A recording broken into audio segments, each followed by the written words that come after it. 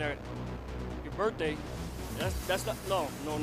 You're supposed to be here at the School of Hard Knocks. We're gonna start the show. What do you mean? No. You know what? Get over here as soon as possible. This is Lopez 450 Splash. Mad Mike celebrating his birthday. It's not even his birthday until, you know what? It's not worth it. I'm gonna go in. You guys can follow me if you want. I'm out.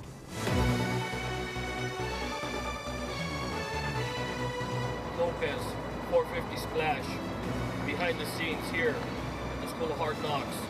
Come on in, follow me.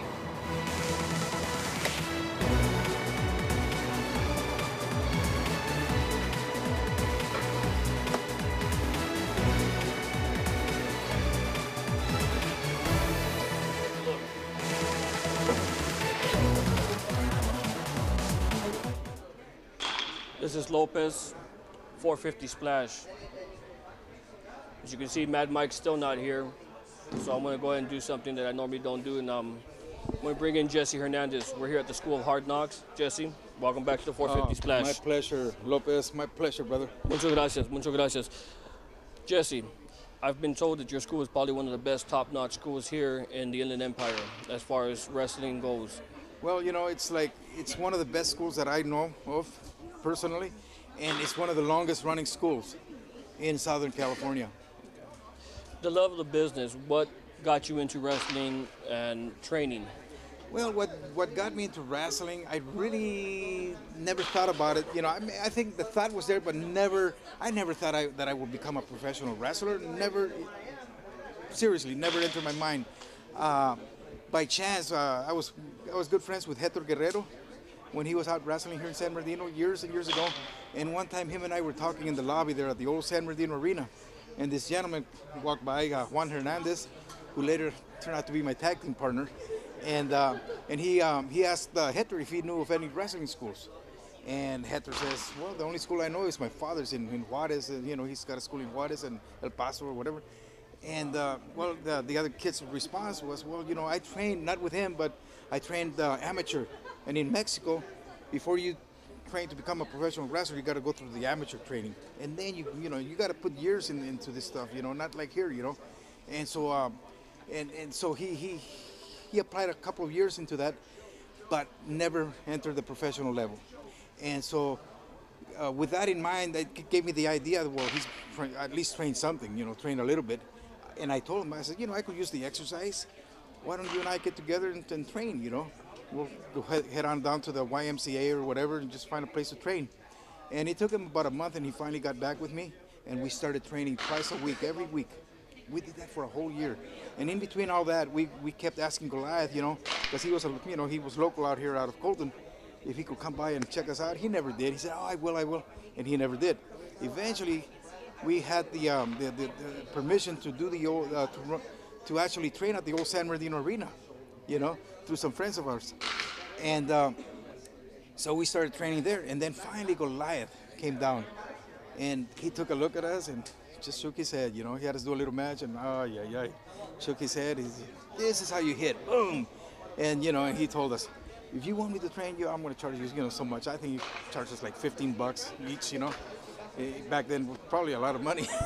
So anyway, we did. We put in a whole year with Goliath before we actually had our first match. So in reality, we trained 2 years. And our first match was in Tijuana against Rey Mysterio Sr. and Pequeño Apolo. And we wrestled as the Friars with a mask. And let me tell you, what an exciting match that was, you know. I think we were well prepared.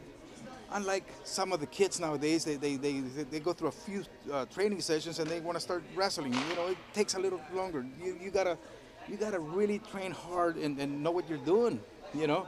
And that's why I take pride in my guys. I don't turn them loose until I feel that they're ready, you know. And I think one of the main reasons that I have a wrestling school right now is to make it easier for those young guys to be able to have a place to train. Not only that, but also the Empire Wrestling Federation comes in, where it gives them a platform for them, my students, to have their first match in, you know. Well, you've trained a lot of good wrestlers, including Chris Masters, Molina. Well, no, I didn't. The guy that trained Chris Masters was one of the guys that I trained, was Tom Howard. Okay. Tom Howard trained. I trained Tom Howard, and he in turn trained Cena, Masters, and a few other guys. But those are guys that I trained, like Tom Howard, for example. Eventually, guys like Frankie Kazarian, Rico, they all came from this school. Well, Jesse, always a pleasure. Thank you. Next time Mad Mike will be here, probably do a better interview than I did. Thank you. Man. All right. This is Lopez, 450 Splash. I'm out. What's going on, guys? This is Lopez with a 450 Splash. I know you guys are used to seeing Mad Mike in front of the row. Unfortunately, Mad Mike's being Mad Mike. He's just gone. He disappeared. Ladies and gentlemen, I want to introduce you to Joshua Dunbar. We're here at the School of Hard Knocks. Josh, welcome to the show. What's going on, man? How you doing? A little bit about you. How'd you get into the business? It's actually kind of an interesting story. I was given a souvenir signed by Goldberg, who actually informed me about Jesse Henandez. And from there, it was pretty much just I called him up, started training, and been addicted ever since. What's the most excruciating pain about training with Jesse Henandez and here at the School of Hard Knocks? That's easy. One of the most frightening phrases you'll ever hear uttered in this school is, "Brother, let me show you something." And that means that boss saw something, that it sprung something in his head, and he'll take you in a heartbeat, tie you up in a knot, and you don't even know what's going on until it's done. And that's the most excruciating pain you'll ever see, because he just gets in there and has fun with it, and it kind of knocks you around on a regular basis. Right.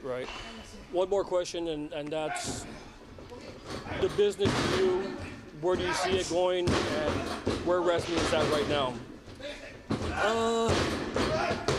I think that where it's at now is a far cry from where it started. Some good, some bad. But for the most part, it's still a business built on respect, and even the guys that you don't always get along with, you got to respect them as warriors in that ring. So where it's going, honestly, I'm as excited to find out as anyone else. So, well, ladies and gentlemen, Joshua Dunbar, 450 Splash, Lopez out. Aaron Gobra. This is Lopez behind the scenes, School of Hard Knocks, the 450 Splash. I'm out.